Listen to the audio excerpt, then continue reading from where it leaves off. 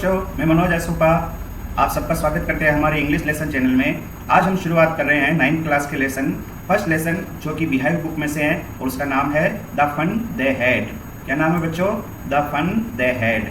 इसका मतलब होता है वह मज़ा जो उनके पास था। अब कौन सा मज़ा था और किन के पास था, तो आइए जानते हैं हम इस लेसन के शुरुआत में। The story we shall read in set in the future. ये जो कहानी हम पढ़ने जा रहे हैं ये फ्यूचर के बारे में हमें बताता है। फ्यूचर यानी आने वाला समय। When books and schools as we now know then will perhaps not exist। जैसा कि इसमें बताया गया है कि उस समय बुक्स और स्कूल जैसा कि हम अभी जानते हैं वो शायद उस समय एग्जिस्ट नहीं थी। एग्जिस्ट का मतलब अस्तित्व में नहीं थी। How will children study then? तो फिर बच्चे कैसे पढ़ते थे, ये जानने की चीज़ है। तो द डायग्राम बिलो मैं गिव यू सम आइडियाज। लेकिन जो डायग्राम नीचे आपकी बुक में दिया गया है इससे हम आइडिया लगाते हैं कि किस प्रकार से बच्चे पढ़ते थे। तो स्कूल ऑफ द फ्यूचर, किस प्रकार से भविष्य के स्कूल होंगे उसके बारे में बताया गया है। सबसे पहले बताया गया लर्निंग थ्रू कंप्यूटर, सब बच्चे कंप्यूटर के द्वारा सीखेंगे।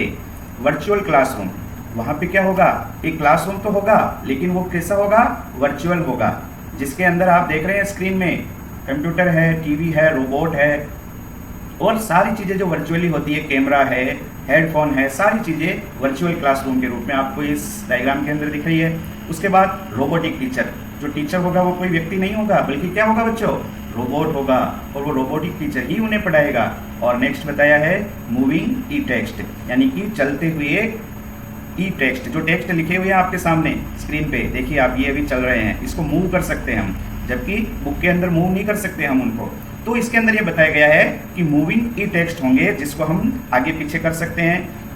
तो स्टार्ट करते हैं हम अपना लेसन। बच्चे तैयार है आप? Let's start. मार्जी even wrote about it that night in her diary. मार्जी ने इसके बारे में लिखा है उस रात्रि को उसकी डायरी में। अब बताइए बच्चों मार्जी कौन है? मार्जी एक छोटी सी लड़की है जिसने अपनी डायरी में इस घटना के बारे में, इस कहानी के बारे में लिखा था। ऑन द पेज हेडेड 17 मई 2157। और उस पेज के सबसे ऊपर उसने जो डेट डाली थी, तारीख, वो कौन सी थी बच्चों? 17 मई 2157, यानी कि 2157 की तारीख डाली थी। अब आप देखिए अभी कौन सा साल चल रहा है, 2021, यानी कि 2021। और ये कब, कौन से समय की बात कर रही है मार्जी? 2157। तो भविष्य में बहुत ज़्यादा आगे की ये बात कर रही है। शी रोट, वो लिखती है, today Tommy found a real book. आज टॉमी को एक असली बुक मिली, असली बुक जिसको हम पढ़ते हैं बच्चों, लेकिन वो मार्जी उसके बारे में नहीं जानती है। It was a very old book, ये बहुत पुरानी किताब थी। Margie's grandfather once said that when he was a little boy his grandfather told him that there was a time when all stories were printed on paper. तो Margie यहाँ लिखती है कि जब मार्जी के ग्रैंडफादर जो थे, यानी मार्जी के दादाजी थे, वो कहा करते थे, उन्होंने एक बार कहा था कि जब वो छोटे बच्चे थे, कौन बच्चों? मार्जी के दादाजी जब छोटे बच्चे थे तो उनके दादाजी, यानी मार्जी के दादाजी, उन्होंने उनको बताया था, उनके दादाजी को ये बताया था that there was a time, कि एक ऐसा समय था when all stories were printed on paper, कि सारी जो कहानियाँ थी वो पेपर के ऊपर प्रिंट की हुई थी। तो ये आश्चर्य की बात है ना बच्चों। ये किसके लिए आश्चर्य की बात है? मार्जी के लिए, और हमारे लिए तो नहीं, क्योंकि हम तो उनको पेपर पे ही पढ़ रहे हैं। दे टर्न द पेजेज, उन्होंने उस किताब जो टॉमी को मिली थी उनके पेजेज को टर्न किया, विच वर येलो, जो कि पीले पड़ गए थे। कैसे पड़ गए थे? पीले। क्यों बच्चों? जब कोई चीज़ पुरानी हो जाती है, जब कोई किताब या कॉपी पुरानी हो जाती है तो उसके पन्ने कैसे हो जाते हैं? येलो कलर के हो जाते हैं, बहुत पुरानी किताब हो तो। एंड क्रिंकली, क्रिंकली का यहाँ पे क्या मतलब दिया हुआ है? विथ मैनी फॉल्ट्स और लाइन्स, जो बहुत सा ज़्यादा मुड़ी हुई हो, जिसमें लाइन्स पड़ गई हो, उसको क्या कहेंगे? Crinkly. And it was awfully funny, और ये बहुत अजीब चीज़ थी। ऑफुली फनी यानी बहुत अजीब उनके लिए। To read words that could still instead of moving the way they were suppose to on a screen, कि वो जैसा सपोज करते हैं कि स्क्रीन के ऊपर जिस प्रकार से वर्ड्स मूव करते हैं, देखिए अभी आपकी स्क्रीन पे ये वर्ड्स मूव कर रहे हैं, उस प्रकार से उनके सपोज में ये चीज़ थी, वो ये जानते थे कि स्क्रीन के ऊपर ये वर्ड्स मूव करते हैं, लेकिन उनके लिए ये बहुत अजीब चीज़ थी कि उनको पढ़ना पड़ता था और वो पढ़ रहे थे वर्ड्स को।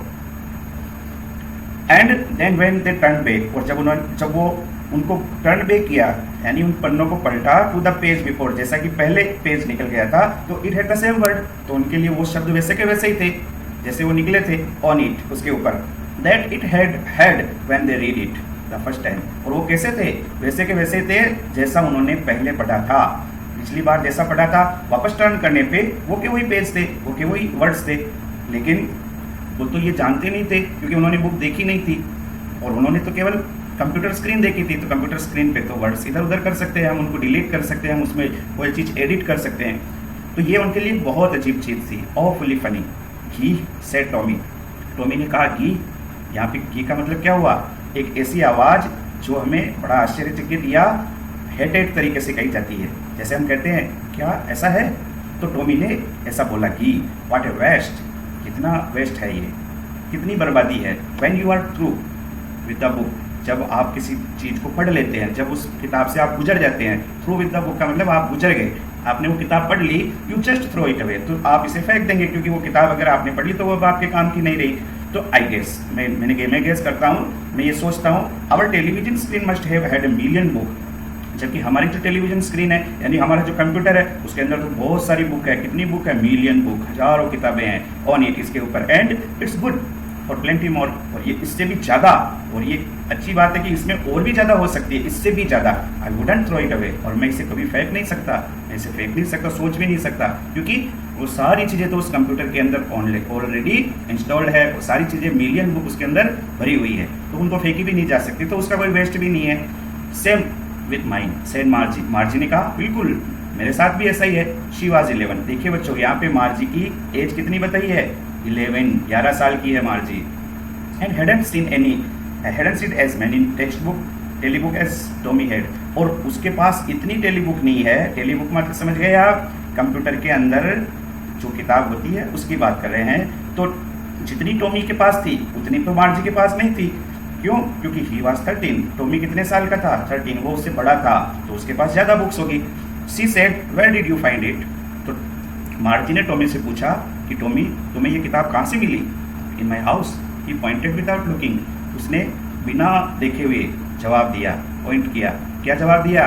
मेरे घर में, in my house, because he was busy reading in the attic. और उसने, क्योंकि उसने ध्यान नहीं दिया, बिना देखे हुए बताया। क्यों बताया? क्योंकि ही वॉज बिजी रीडिंग, वो उसको पढ़ने में व्यस्त था। और फिर उसने क्या जवाब दिया आगे? इन द एटिक। एटिक का मतलब होता है space just below the roof used as a store room. हमारे घर में एक रूफ, छत के नीचे से एक कोई स्टोर रूम होता है, वहां से उसको ये किताब मिली। उसको हम क्या कहते हैं? एटिक, अटारी, अटारी होती है, उसके अंदर से वो किताब उसको मिली। व्हाट्स इट अबाउट, ये किसके बारे में है? स्कूल। तो टॉमी ने क्या जवाब दिया? स्कूल के बारे में। मार्जी वाज स्कॉर्नफुल, मार्जी स्कॉर्नफुल हो गया, यानी कि मार्जी ने ये बात कही स्कूल, लेकिन ये बात किस तरीके से कही? स्कॉर्नफुल, तिरस्कार पूर्ण तरीके से। उसने अपनी नाक भौहें चढ़ाते हुए कहा school. What's there write about school, school के बारे में क्या लिखा हुआ है? आई हेट स्कूल, मुझे स्कूल से हेट है, नफरत है, मैं पसंद नहीं करती हूँ। Margie always hated school, Margie हमेशा स्कूल को हेट करती थी, नफरत करती थी, उसको पसंद नहीं करती थी। But now she hated it more than ever, लेकिन वह अब और ज़्यादा उससे हेट करने लगी स्कूल से। क्यों? बच्चों, स्कूल का मतलब मार्जी के लिए बड़ी अलग चीज़ है, वो अब अभी आगे देखेंगे हम। The mechanical teacher had been giving her test after test in geography. क्यों? क्योंकि उसका जो मैकेनिकल टीचर था, मैकेनिकल टीचर का मतलब आप समझते हैं कंप्यूटर टीचर। मार्जी के लिए मैकेनिकल टीचर कौन था? उसका कंप्यूटर टीचर, जो क्या करता था उसके लिए? उसको टेस्ट आफ्टर टेस्ट, बहुत सारे टेस्ट देता था। किसमें? ज्योग्राफी में। And she had been doing worse and worse, और वो फिर उस टेस्ट का क्या करती थी? वर्स एंड, और उसका जो प्रदर्शन रहता था वो खराब से खराब और खराब रहता था। Until her mother had shaken her head sorrowfully, जब तक कि उसकी जो माँ है वो उसका सिर हिलाती थी बड़े दुखपूर्ण तरीके से, क्योंकि उसका जो प्रदर्शन था ज्योग्राफी में टेस्ट देने पे वो अच्छा नहीं जाता था, इसलिए वो मैकेनिकल टीचर से बड़ी हेट करती थी। And sent for a country inspector, और जब वो खराब जाता था उसका वो, तो फिर वो उसको कहाँ भेजते थे? कंट्री इंस्पेक्टर के पास। किसको? मैकेनिकल टीचर को। मैकेनिकल टीचर यानी कंप्यूटर, और कंट्री इंस्पेक्टर है उस कंप्यूटर को ठीक करने वाला। यानी मैकेनिकल टीचर में अगर कोई गड़बड़ हो जाती है, किसी प्रकार का एरर आता है, तो उसे कौन ठीक करता था बच्चों? द कंट्री इंस्पेक्टर, याद रखना आप। अब कंट्री इंस्पेक्टर कैसा था? He was A round little man, वो एक गोलाकार छोटा सा व्यक्ति था विद ए रेड फेस, और उसका चेहरा कैसा था? लाल रंग का। And a whole box of tools with dials and wires, और उसके पास एक बड़ा सा बक्सा था टूल्स का।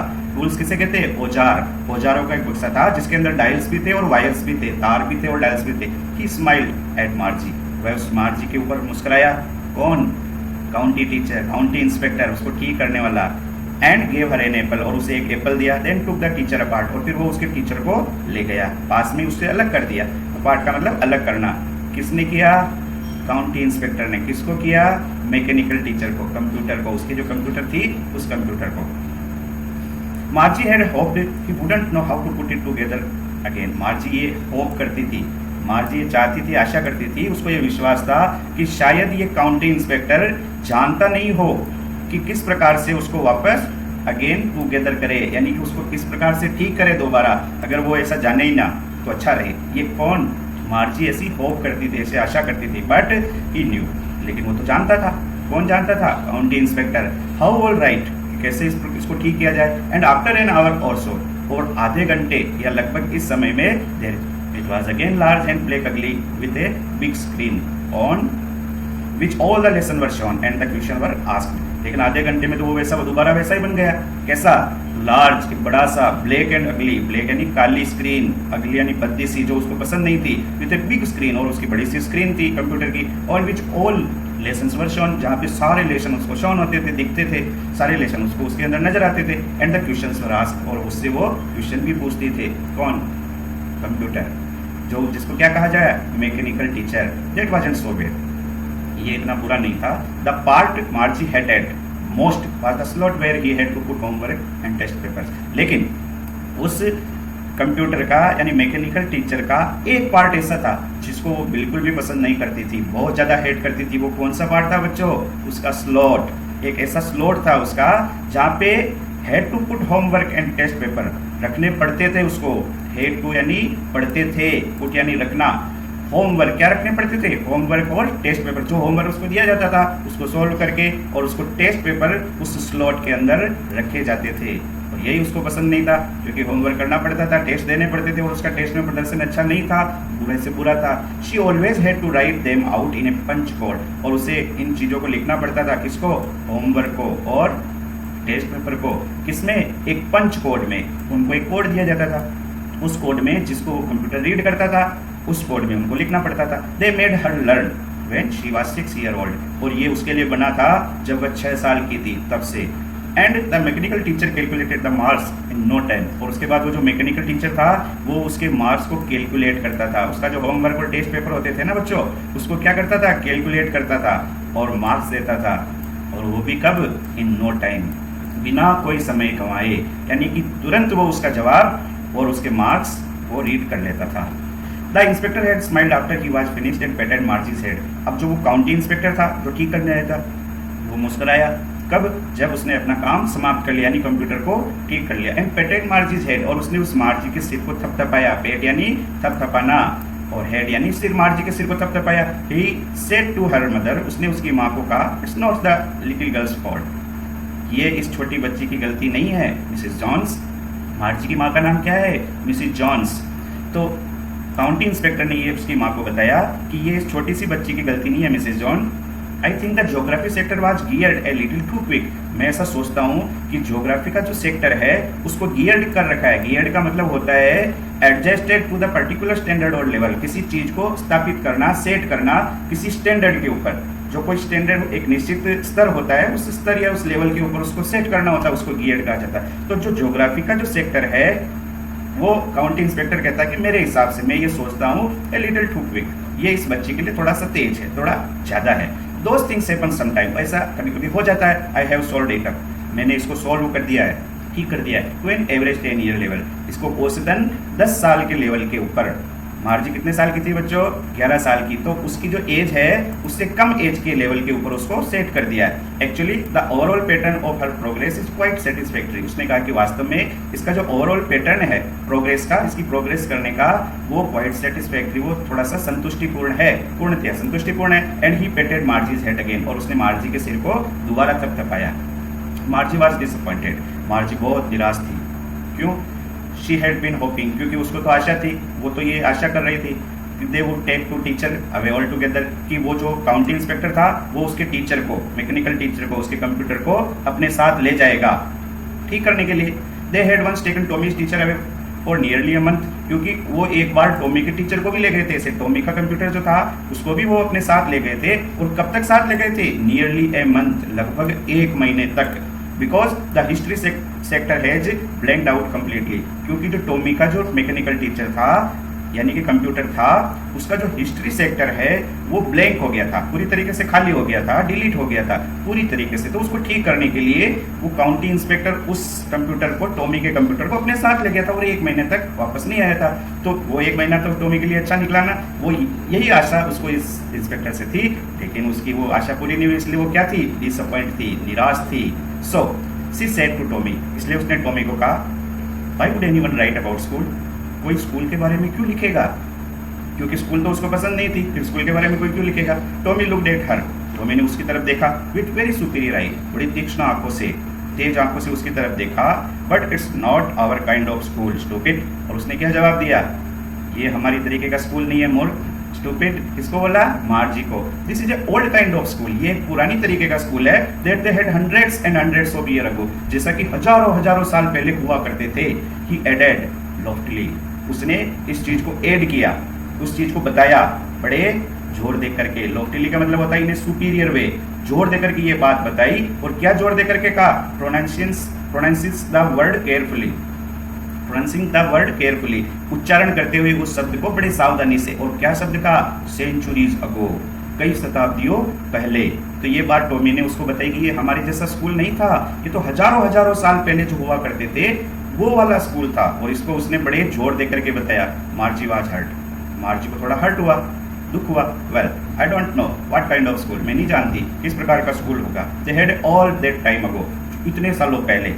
She read the book over his shoulder, वह उस किताब को, उसने उस किताब को पढ़ा, उसके शोल्डर के ऊपर से वो नजर मार रही थी। जैसा कि आपको इस डायग्राम में दिख रहा है बच्चों, ये टॉमी जो बुक पढ़ रहा है और मार्जी इसको ऊपर से देख रही है और ये आइडिया लगा रही है कि किस प्रकार का स्कूल वो होगा। और ये इसका जो इमेजिन है वो इस डायग्राम के लिए डायग्राम में दिया हुआ है कि सामने इतने सारे स्टूडेंट एक साथ बैठे हुए हैं और एक मैन टीचर, एक ह्यूमन टीचर उनको पढ़ा रहा है। जबकि इनके लिए ऐसा नहीं था, इनका तो क्लासरूम ही बिल्कुल अलग, एक कमरे का क्लासरूम, एक अपने घर में, एक बच्चे के, टॉमी का क्लासरूम अलग और मार्जी का अलग। तो उसको बड़ा आश्चर्य हुआ इस चीज पे जब उसने उस किताब को देखा। Then said anyway they had a teacher, कोई बात नहीं, उनके एक टीचर तो था। उसने ये बात कही। तो बच्चों आज हम इस लेसन में इस पार्ट में इतना पढ़ेंगे। नेक्स्ट पार्ट में हम इसका अगला पार्ट पढ़ेंगे। तो आपको सारे मीनिंग्स एक बार वापस देखने हैं, उसके बाद हम मिलते हैं अगले चैप्टर में, अगले लेसन के अगले पार्ट में। तब तक के लिए गुड बाय, थैंक यू।